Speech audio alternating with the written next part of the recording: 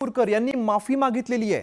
वादग्रस्त वक्तव्यावरती राहुल सोलापूरकर यांनी माफी मागितली आहे। आपण बघितलं होतं मागच्या काही दिवसांपासून त्यांच्यावरती टीका केली जाते। राहुल सोलापूरकर यांनी काही वादग्रस्त वक्तव्य केलेली होती। डॉक्टर बाबासाहेब आंबेडकर यांच्यावरच्या वादग्रस्त वक्तव्यानंतर आता त्यांनी माफी मागितलेली आहे। मी असं म्हणलेलं होतं कारण मी अनेक ठिकाणी शाहू महाराजांवर व्याख्यानं दिली, त्याच्यातही हे सांगतो की समजा श्रीमंत थोरले बाजीराव पेशवे यांचा विचार केला तर ते भट म्हणून जन्माला आले तरी हातात तलवार घेतल्यामुळे क्षत्रिय ठरतात। या न्यायाने मी म्हणलं होतं रामजी सकपाळांचे चिरंजीव भीमराव आंबेडकर हे अभ्यासाने इतके मोठे झाले की त्या अर्थाने ते ब्राह्मण ठरतात। हे वेदांमधलं जे वितरण आहे चातुर्वर्ण्याचं त्याविषयी मी बोललो होतो आणि ते गुणकर्म विभागश आहे असं मी बोललो होतो। त्यातलीच 2 वाक्य काढून आज पुन्हा काही लोकांची मनं कलुषित करण्याचा प्रयत्न केला जातोय।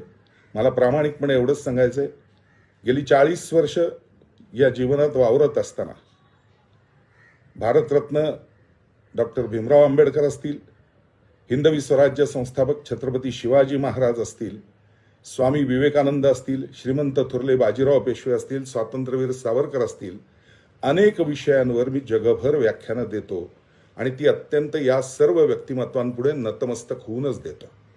40 वर्षात या सगळ्यांचा आदर्श घेऊनच पुढे जाण्याचा प्रयत्न मी आजपर्यंत केलेला आहे। हे ज्यांनी माझी व्याख्यानं किंवा वैयक्तिक आयुष्य पाहिलंय त्यांना हे सर्व माहिती आहे।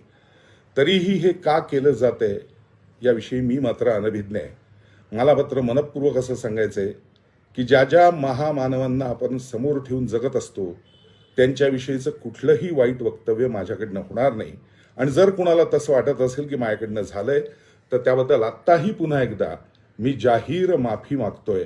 लक्षात ठेवा, राहुल सोलापूरकर हा एक प्रामाणिक भारतीय आहे। माझ्याकडनं असा कुठल्याही महाव्यक्तिमत्वाला कलुषित करण्याचा प्रयत्न स्वप्नात सुद्धा होऊ शकत नाही, हे मनपूर्वक लक्षात ठेवा। पुन्हा एकदा मी जाहीर माफी मागतोय। मनपूर्वक धन्यवाद। जय हिंद, जय महाराष्ट्र, वंदे मातरम, भारत माता की जय। तर आपण बघितलं राहुल सोलापूरकर यांनी माफी मागितलेली आहे।